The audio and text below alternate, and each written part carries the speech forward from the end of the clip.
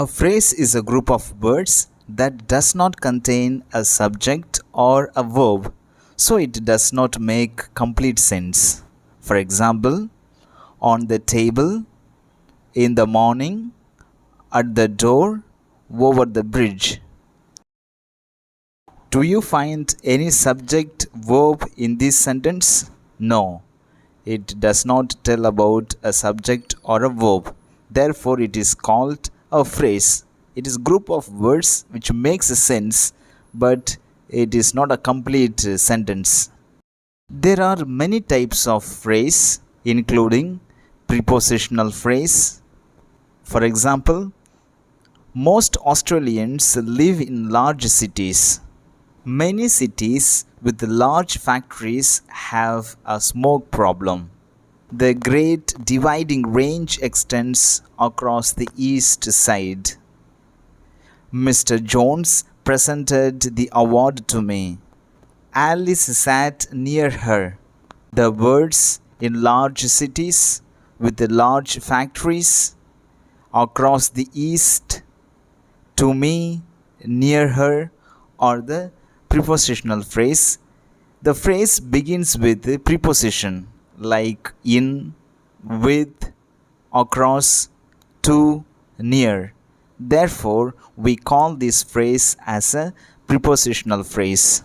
Infinitive phrase, to plus verb. To run daily is healthy. They pretended to speak Latin. Her idea to deliver the package was approved by her mother. In these sentences, to run, to speak, to deliver are infinitive phrase. The infinitive phrase begins with to plus verb. Other phrases beginning with an ing, ed or en word. Although these words are formed from verbs, they are not verbs when used without helping verbs. For example, I like dancing on the stage. The girl running quickly tripped and fell. Dusting the furniture and washing the floors are tiresome chores. Destroyed by fire, the church was never rebuilt. Eaten quickly, the candies were gone before I arrived. The words in these sentences like on the stage, running quickly, dusting the furniture and washing the floors, destroyed by fire, eaten quickly are phrases. Now let us talk about the clause. The clause is a group of words that contain a subject and a verb. Therefore, it makes a complete thought. For example, he laughed. The guests arrived. He is a wise man. I read the whole story. In these statements, we have subject and verb. A sentence which has subject and a verb can be called as a clause. There are two types of clauses: dependent clause and independent clause. A dependent clause has both a subject and a verb, but it is not a complete sentence and does not express a complete thought. It is dependent on something else. It cannot stand on own. The dependent clause can be called as a subordinate clause. It often begins with such words as although, since, if, when, because, after, as if, before, even if, even though, in order to, though, unless, until, and so on. For example, although she is hungry, when we get enough snow, because I am feeling well, until the sunset. These sentences are not complete sentences. It lacks something. It depends upon something else.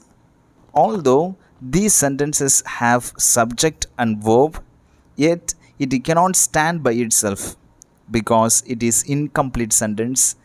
It needs an independent clause. These sentences can be called as a subordinate clause. It depends upon the main clause.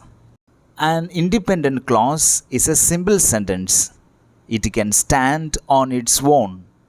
It contains a subject and a verb and expresses a complete thought which does not require anything else. For example, I am feeling well today.